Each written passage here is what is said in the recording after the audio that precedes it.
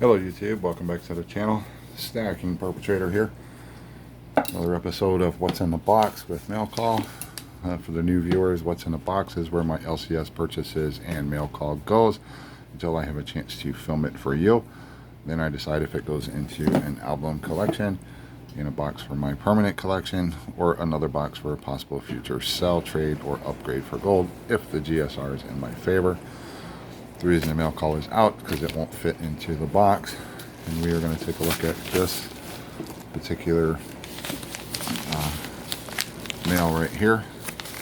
This is another one of those where I'm going to have to get a slightly larger mailbox because my mail carriers have not figured out the idea that it is not a good idea to stick square objects into a receptacle that has a roundness to one end of it, and they squeeze in, and I have to fight to get these things back out because what's inside the envelope is just I don't understand what they're doing. But I will have to, because I get packages like this size all the time. I need to, on my end, get a slightly bigger mailbox. So anyways, let's take a look and see what we got.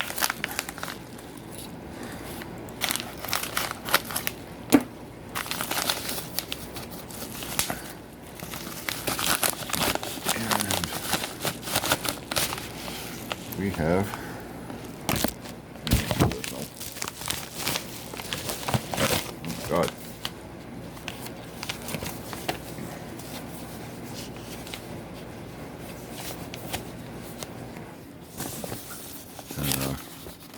Sales flyers, a whole stack of sales flyers on just one person. Invoice. Okay.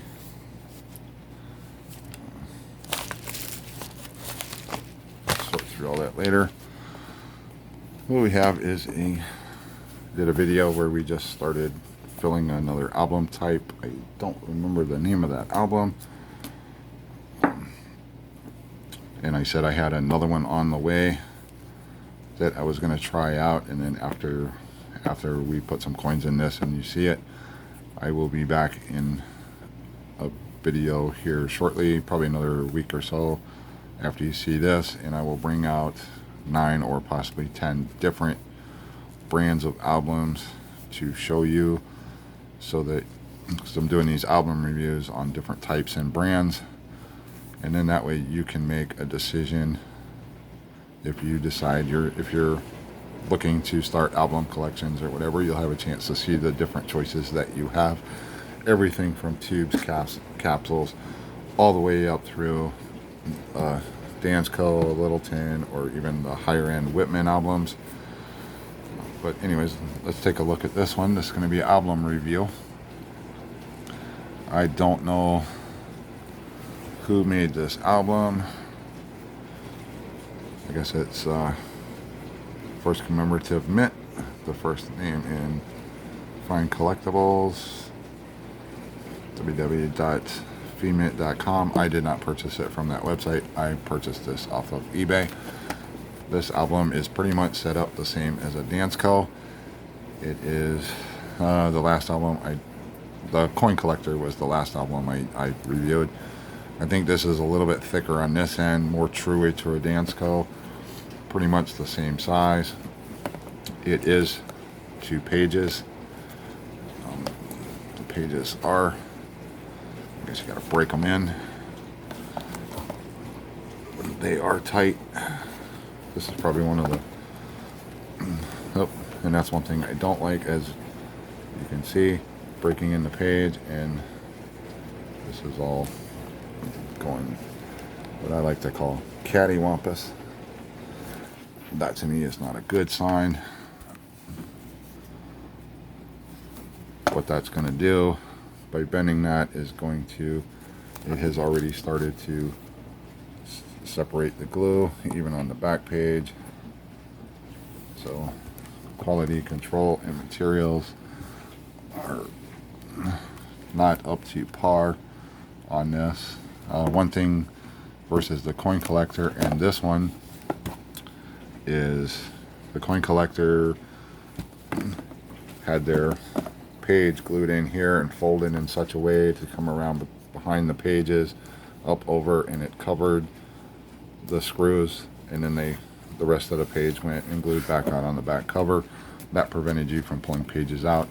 This one does have the screws, so you can remove a page or possibly add a page. This one may have room to add a page. It looks like to me that there is enough room in this gap here to add a third page, where the coin collector, there's not enough room to do that. They talk about the Franklin silver dollar the Franklin half dollar, silver half dollar. They talk about it here, give you some information. But just like the Intercept Shield, the coin collector, they did not put the cheat sheet for year and mintages. For quick reference, they did not print that anywhere in the album. If that's something, so you'll have to have a separate, if you want that information, you'll have to have your red book or some other means, another album, or with the mintages printed in it for quick reference. I do not like that these pages are so stiff that they will not bend. That is definitely a negative for me, because like I said, trying to get these pages to bend like they're supposed to, it's causing the top of the top here to come loose, and that will potentially, if enough of that separates off, you'll either have to re-glue it, or possibly your coins could fall out if that, or your slides come loose. So I'm really not, I do like the gray cut, the black with the gray color. This is a color change, where Dansko's are tan, the coin collector, the Intercept Shield, where the green, your Whitmans are, they have blue pages for the Whitmans. The Littleton, like I use for my main collection, that has the tan colored pages. So if color is an option for you, if you want this gray color with the black with the gray, you would have to go with this brand. At this point, before I even put coins in it, I can definitely say I would not purchase another one of these albums, for the simple sake of what you see right here. With, when you go to bend the pages, the plastic that they're using here is so stiff that it's causing the top, and it's probably doing it at the bottom too. Yeah, you can see where this lamination is coming unglued from the page, which is going to eventually allow coins to fall out. So I'm gonna, with that said, after I filled the coin collector album, I went back through my Benjis and I put the best I could another set together. I'm gonna pause the video, I'm gonna fit these in, and then I'll bring you back and let you see what it looks like, and let you know what I think, you know, my final thoughts overall on the album. So hang tight for just a second, and we are back. All right, this was a little more challenging. The overall appearance, the coins do look nice, especially when they have the grayish toning. Kind of fits nicely with the gray in the page and everything. But I had problems because I started back here on the back page first, because I didn't want to, because you got the same problem if you're trying to do, even like I was saying, when you're on a flat surface, you have this rise here, and pressing coins in, you can break the bridge between slots or run creases up through. But even at a elevated, even when you elevate it, like I show you in other videos, so the page lays flat, you pretty much have to work to keep the page flat. You have to work with, you know, it can only be open to get the page flat, so you can, don't worry about bending the page. You have to work with the book like partially closed. So I'm not finding, outside of the color of the pages, in the black, the gray and the black contrast, I think it's a nice color palette choice. I do like that they have the screws accessible for page changes, but I just something I noticed, every single coin that I pushed in, these slots are not loose, they are a little tighter, but every time I pushed a coin in, I heard a snap. So I don't know if it was the coin passing through. I think where they messed up is they put too thick of a lamination. It's too stiff of a material. It's not flexible enough to allow the page to bend right here without putting creases. I don't know if you can see that. See how that's creasing up? Right. I think I can slide. I'll use my letter opener. I'm talking about right here, where I can slide my letter opener and pretty much go all the way through. It shouldn't. My letter opener should not have went that far. Going between this slot and this slot is normal in even Danskos and Littletons and all that space, because the slide has to go in for double rows. But I should not be able to. This is not good when I can push something through to the outside, because that means where it's glued is coming apart, and that will just, once it starts, that will just continue. So I'm going to leave the coins as they are.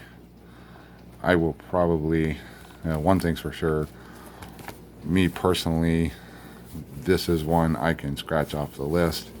That's why I'm doing the album review for you, so that you don't waste your money on something that, you know, you get to see me use it, open it up, talk about it, tell you the good points, the bad points, what I like, what I don't like, and immediately right away, for the simple fact that these pages do not bend correctly the way they were designed to, and it's putting stress up here to peel this up.